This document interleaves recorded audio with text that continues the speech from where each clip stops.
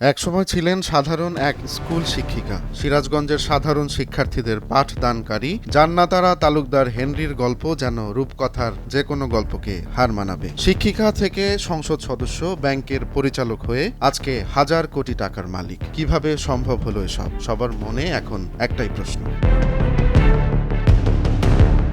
হেনরির জীবনের শুরুতে ছিল কেবলই শিক্ষকতার পরিচয়। 2008 সালে জাতীয় সংসদ নির্বাচনে বিএনপির প্রার্থী রুমানা মাহমুদের সঙ্গে প্রতিদ্বন্দ্বিতা করে পরাজয়ের পর ভাগ্যের চাকা ঘুরে যায়। প্রয়াত এইচ.টি. ইমামের ছত্রছায়ায় 2009 সালে তিনি সোনালী ব্যাংকের পরিচালনা পর্ষদে জায়গা করে দেন। এখানেই শুরু হয় নতুন অধ্যায়।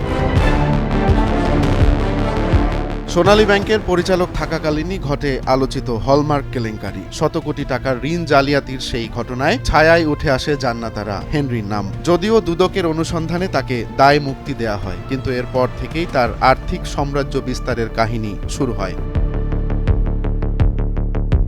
দুদকের তথ্য অনুযায়ী 15 বছরে 49টি ব্যাংক হিসাবে প্রায় 4,000 কোটি টাকার লেনদেন করেছেন হেনরি। সিরাজগঞ্জ, ঢাকা, গাজীপুর সহ দেশ জুড়ে তার নামে জমি, বিলাসবহুল রিসোর্ট, বৃদ্ধাশ্রম, এমনকি গরুর খামারও রয়েছে। গাড়ির বহর, বাণিজ্যিক ভবন এবং বিলাসবহুল জীবনধারা তার ক্ষমতারই প্রতিচ্ছবি।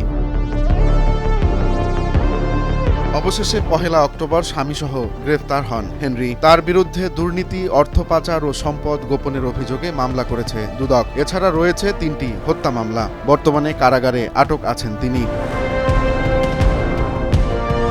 এক সাধারণ শিক্ষিকার এতটা উত্থান কি শুধুই ভাগ্যের সহায়, নাকি এর আড়ালে আছে ক্ষমতার অপব্যবহার আর দুর্নীতির শক্ত কোনো জাল? সময়ের কোর্টে রায় হয়তো দেবে বিচার, তবে হেনরির কাহিনী থেকে শিক্ষা নেয়ার আছে অনেক কিছুই। হেনরির গল্প এখানেই শেষ নয়, বরং শুরু। একসময় সাধারণ এক শিক্ষিকার জীবন যেখানে থেমে যেতে পারত, সেখানে প্রতিটি মোড়ই ছিল চমক, কিন্তু প্রশ্নের সাফল্যের শিখরে পৌঁছে হারিয়ে যাওয়া, ধরা পড়া আর অবশেষে কারাগারে দিন গোনা, সবই যেন এক উপন্যাসের মতো। তার এই উত্থান পতনের গল্প আমাদের মনে করিয়ে দেয় ক্ষমতা আর অর্থ কখনোই স্থায়ী নয়। সময় তার চিরন্তন ধারার সত্যকে উন্মোচন করে, আর হেনরির কাহিনী সেই সত্যেরই যেন এক প্রতিচ্ছবি।